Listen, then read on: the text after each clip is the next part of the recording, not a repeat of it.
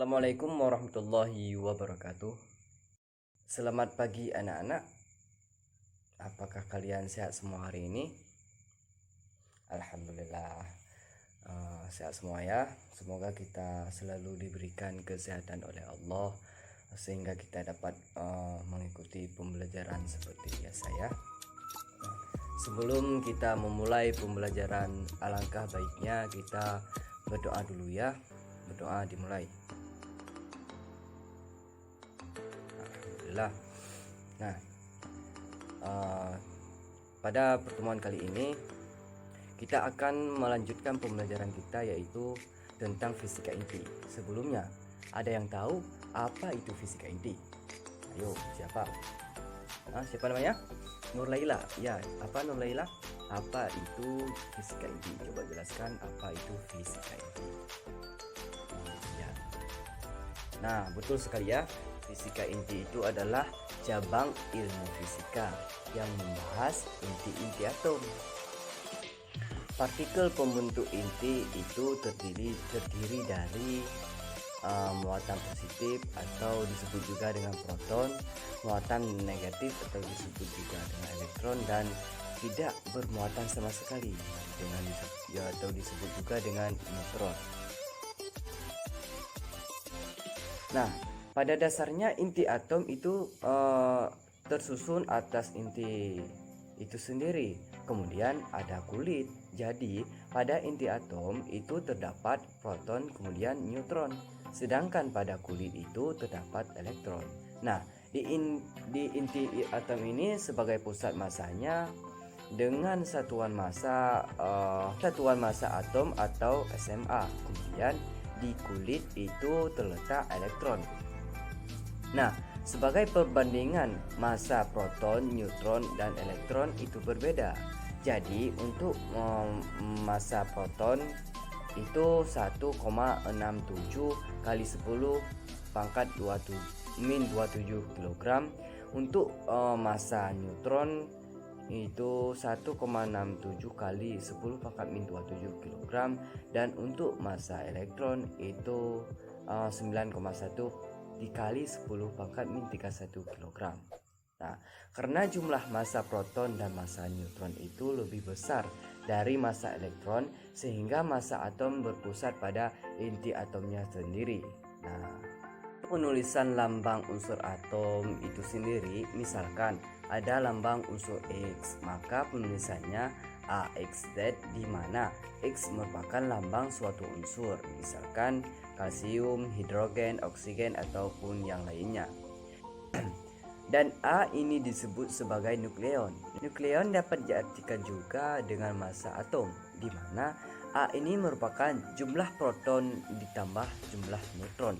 Sedangkan Z sendiri itu disebut sebagai nomor atom. Nah, nomor atom ini dikatakan sebagai jumlah proton.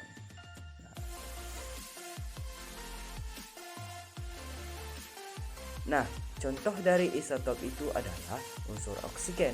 Nah, unsur oksigen itu ada 16O8, 17O8, dan 18O8.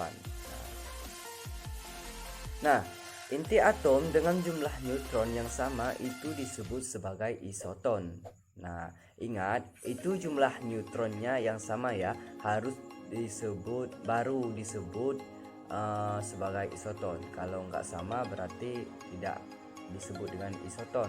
Nah, contoh dari isoton itu adalah hidrogen dengan helium memiliki neutron yang sama, itu 3 dikurang 1 sama dengan 2, dan 4 dikurang 2 sama dengan 2 juga ya.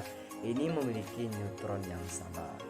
Berikutnya ada inti atom dengan nomor massa yang sama, itu disebut sebagai isobar. Nah, contoh dari isobar ini misalkan helium dengan hidrogen atau kalsium dengan natrium.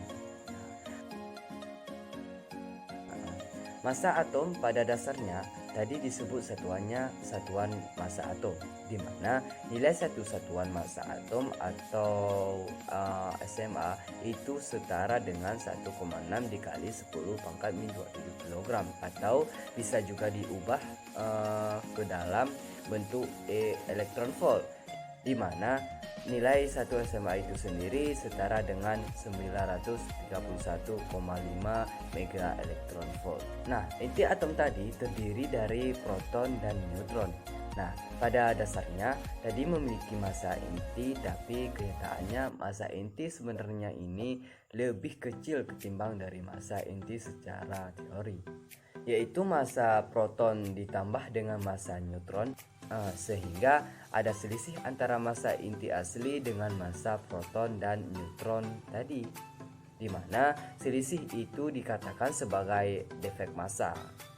Nah, defek massa ini berubah menjadi energi untuk mengikat inti tadi, atau sering disebut juga dengan energi ikat inti. Nah, misalkan tadi ada unsur X, maka untuk mencari defek massa itu jumlah dari massa proton dengan massa neutron kemudian dikurangi dengan massa inti.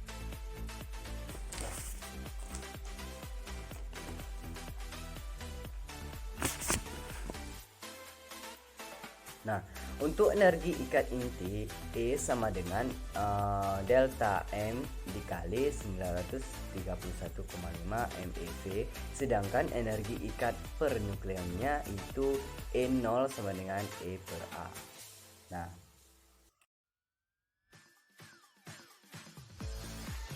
oke, cukup di sini saja pembelajaran kita hari ini. Bapak harap kalian semua belajar di rumah masing-masing ya, karena minggu depan akan Bapak tanyakan satu persatu ya, harus bisa dijawab semua. Oke, terima kasih. Bapak akhiri, assalamualaikum warahmatullahi wabarakatuh.